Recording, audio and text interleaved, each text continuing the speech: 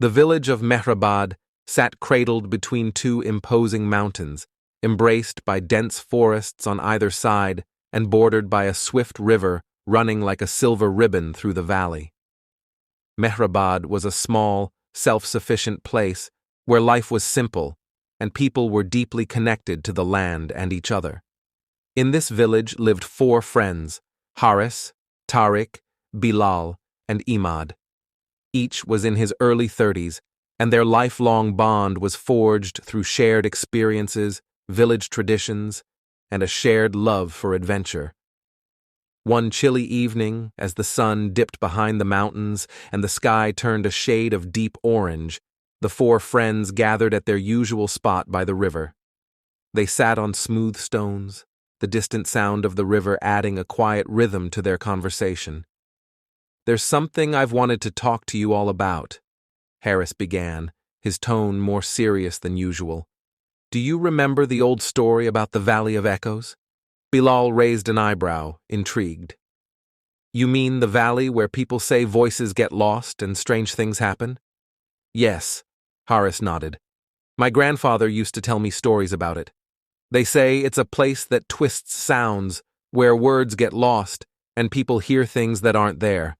Some say it's haunted, while others think it's a natural wonder of our valley." Imad chuckled. "You're not suggesting we go there, are you?" Haris looked at his friends, his eyes gleaming with excitement. "I am. We've been on every trail, climbed every mountain around here, but we've never been to the Valley of Echoes. It's said that only the bravest attempt the journey." Tariq shook his head, laughing. "Leave it to you to come up with a plan like this, but I have to admit, I've always been curious. I've heard people say that the valley holds secrets from the past, and that some ancient relics are hidden there." After a moment of thought, Bilal grinned and shrugged. "Well, why not? It's not every day you get a chance to see something legendary." The group was in agreement. They decided to set out early the next morning, bringing with them enough supplies for a 2-day trip, just in case. As the evening grew colder, they made their way back home, each of them filled with a mix of excitement and curiosity. At dawn, they met near the old banyan tree by the river, each carrying a bag with essentials: water, dried fruits, flatbread, ropes, lanterns, and a few other supplies. Haris, the unofficial leader of the group, checked the compass he carried, and together they started on their journey, cutting through the forest path that led to the valley. The hike was challenging, with the path often winding through thick trees, steep slopes, and occasionally slippery rocks. Yet, they pushed forward, joking and laughing, the spirit of adventure filling them with energy. The morning mist gave way to bright sunlight, and by midday, they had reached the outskirts of the valley. The Valley of Echoes was different from anything they'd ever seen. It was a large rocky expanse with scattered shrubs and strange rock formations that seemed almost sculpted by unknown hands. The valley was eerily silent, and as they ventured deeper, they noticed something peculiar. Every sound, from their footsteps to their breathing, seemed magnified and distorted. "Listen to that," Tariq whispered, stamping his foot on the ground. His voice bounced off the rocks, echoing multiple times before fading away. The sound carried an odd timbre, as if someone else was repeating it. Imad shivered slightly. "It's unsettling, but kind of amazing, too." They continued, cautiously navigating through the rocks, occasionally stopping to marvel at the strange acoustics. At one point, Bilal tapped his water bottle against a rock, and the sound multiplied, rebounding in every direction. "This is incredible," he said, his voice echoing back to him. They pushed onward until they reached a cliff that overlooked a wide, open area of the valley. From there, they could see a circle of stones arranged at the center, like an ancient meeting spot. The stones were weathered and covered in moss, and between them, inscriptions in a language they couldn't read were etched into the earth. "Looks like someone was here long before us," Imad said, crouching down to inspect the markings. "Do you think these are just random marks, or could they mean something?" Harris ran his fingers over the markings thoughtfully. They might be old symbols or a form of ancient writing. I wish we knew more about the people who lived here. While they were examining the stones, Tariq noticed something glinting from beneath a pile of leaves and rocks a few steps away. He brushed away the dirt to reveal a metal object, a small, rusted chest, half buried and nearly fused with the earth. The lock was rusted, but with some effort, they managed to pry it open. Inside, they found a leather-bound book, fragile with age, and an assortment of objects that seemed out of place in such a desolate valley: a compass, a small carved figure, and a peculiar faded map. Bilal's eyes widened as he carefully picked up the book. This must be ancient. Maybe it's a diary or a log of someone who came here long ago. He opened it, flipping through yellowed pages filled with faded ink and drawings. They were careful not to damage the pages, and soon they pieced together parts of the text. It was a travel journal written by someone who had come to the valley decades ago in search of something they called the Heartstone, a mythical relic said to contain wisdom and energy. The Heartstone? Imad repeated, eyes gleaming. Imagine if it's still here, somewhere hidden among these rocks. The thought electrified them, and they quickly examined the map, comparing it to the landscape around them. The map indicated a path leading from the circle of stones to a narrow canyon on the far side of the valley. The four friends followed the map, navigating the rocky terrain as carefully as possible. Eventually they reached the canyon, where the air grew even colder and the echoes became more intense. Each step seemed to reverberate endlessly, as if the valley itself were alive. Finally they came upon a small cave opening hidden among the rocks. The map showed an X here, and their anticipation grew. Lanterns in hand, they entered the cave, which twisted downward, leading them deeper beneath the earth. At the bottom, the cave opened into a small chamber, illuminated by a faint glow from within the rocks. In the center of the chamber stood a single stone pedestal, and on it lay a crystal unlike anything they'd ever seen, an iridescent, shimmering stone that seemed to pulse with light from within.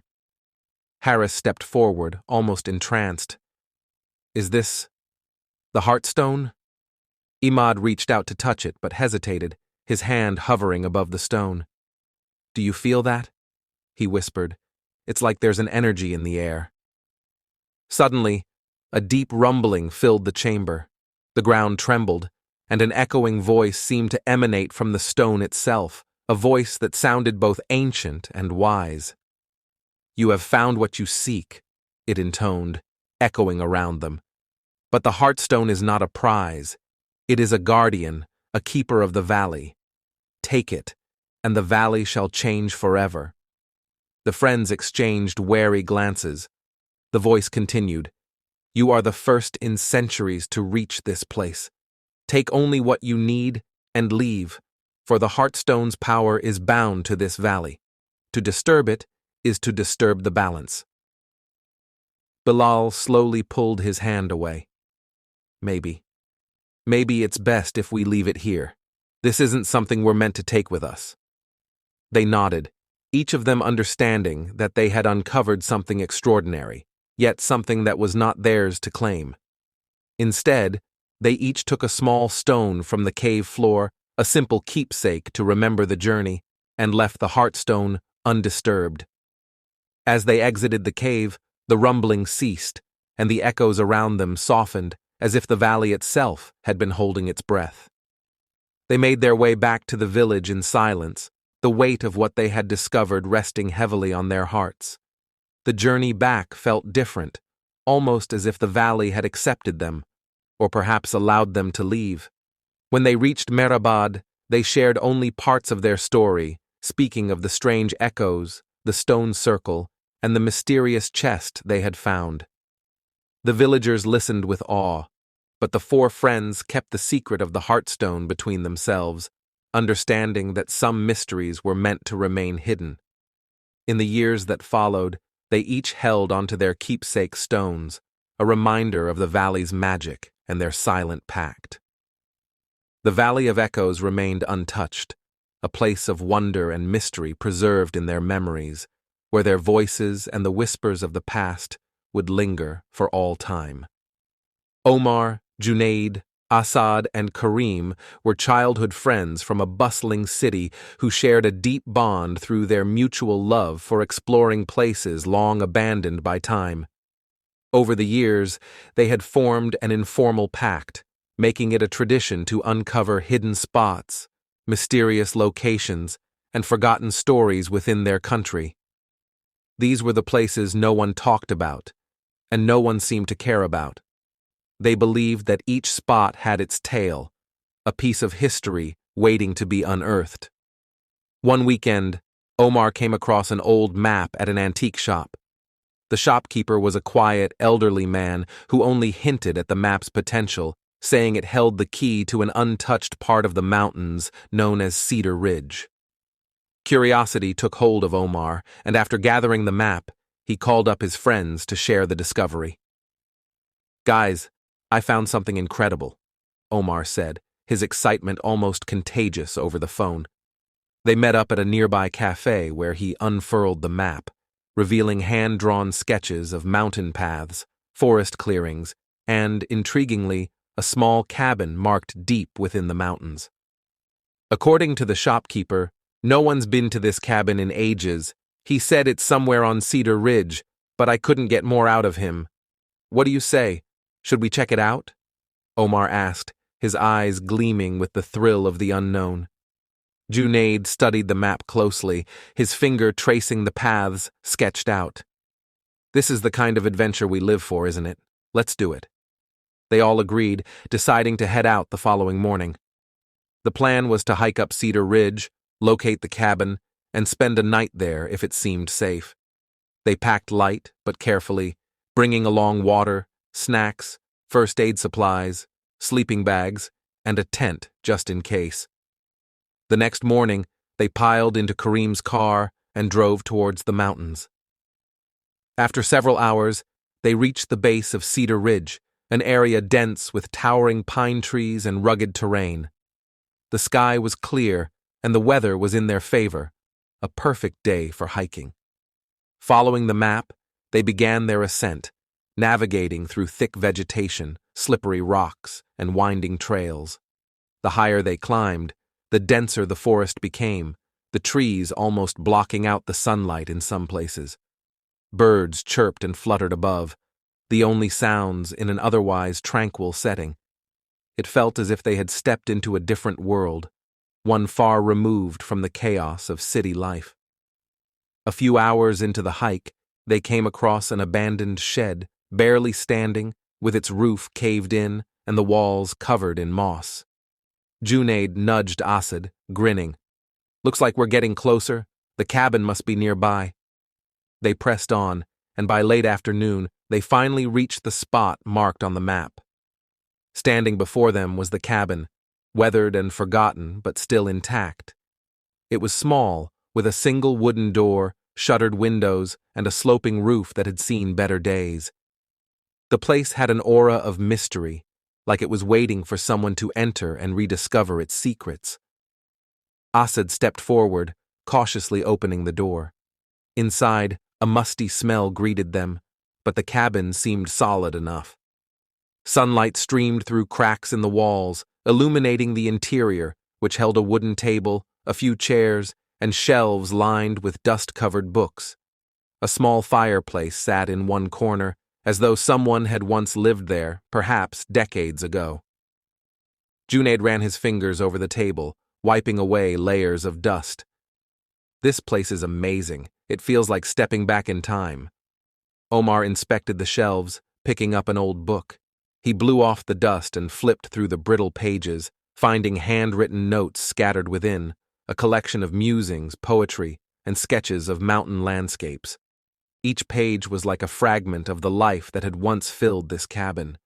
Karim lit the lantern they had brought, casting a warm glow over the small space as evening settled in. They spread out their sleeping bags and set up for the night, feeling a strange sense of peace in the ancient dwelling. As they sat around the table, they discussed the cabin's possible history. Who could have lived here? What had driven them to such an isolated place? Junaid found a tin box under one of the chairs, prying it open to reveal a set of old photographs. The images were faded, but still clear enough to depict a man with a bushy beard standing proudly in front of the cabin, surrounded by the beauty of the mountains. Another photograph showed the same man sitting by the fireplace, his face thoughtful, perhaps even a little weary. "It looks like he spent a long time here," Junaid observed, passing the photos around. "He must have loved these mountains." Omar took a closer look at one of the photos. Maybe he wanted solitude or found a kind of peace here that the rest of the world couldn't offer. It's remarkable, really. After examining the pictures, they gathered around the fireplace, sharing snacks and stories. The crackling of the fire filled the cabin, creating an ambiance that felt strangely timeless. It was as if they were joining the memories of whoever had lived here, briefly sharing in the silence he had once cherished. Later, as they were about to turn in for the night, they heard an odd noise outside, a faint rustling followed by a low thud. The four friends exchanged wary glances, each feeling a thrill of fear and curiosity. Kareem grabbed the lantern, motioning for the others to follow. They stepped outside, the chilly night air prickling their skin. Scanning the surrounding area, they noticed an old trap door, partially hidden under a layer of leaves and dirt. It appeared to lead underground. "Should we open it?" Asad whispered, clearly intrigued. Omar nodded, and together they lifted the trap door, revealing a dark, narrow staircase leading into what appeared to be a small underground storage room. Descending carefully, they found themselves in a confined space lined with shelves stacked with supplies. Canned food, old tools, and jars filled with mysterious dried herbs. In the far corner of the room, they spotted a sturdy wooden chest. Junaid opened it cautiously, revealing an assortment of notebooks, handwritten letters, and sketches. The notes detailed the man's journey to the cabin, his reflections on solitude, and his observations of the wildlife and seasons around him. One entry in particular caught their attention. It read, "There is a peace here that I have never known, and a silence that brings clarity. But there are times I wonder if it is the mountains that call to me, or something deeper, something that has always been waiting for me in these woods." Reading these words in the quiet of the underground room, the friends felt a profound respect for the man who had chosen this life. He had come to this remote place not out of despair, but from a desire to connect with the land in a way few people ever could. As they returned to the cabin, each of them was lost in thought, pondering the life that had once filled this space. They shared a quiet sense of reverence, realizing they had stepped into a chapter of someone else's story, one marked by solitude, resilience, and an unbreakable bond with nature. The following morning, they packed up and cleaned the cabin, leaving it as they had found it. Before they left, Omar placed a note on the table, a simple message of gratitude, thanking the unknown man for sharing his space and his story, even if unknowingly. It felt like a fitting tribute, a way to honor a stranger who had once called this place home. As they hiked back down the mountain, they felt changed. The experience had given them a fresh perspective on solitude, peace, and the beauty of embracing life in its simplest form. They realized that while adventure was often about thrill, sometimes it was about stepping quietly into the lives and memories of others, respecting the trails they had blazed before. The cabin became a memory they carried with them, a reminder of the bond they shared, and the forgotten man who had found his peace in the heart of Cedar Ridge. It was a journey they would recount many times, not for the thrill or excitement, but for the sense of connection and gratitude it had left imprinted on their hearts.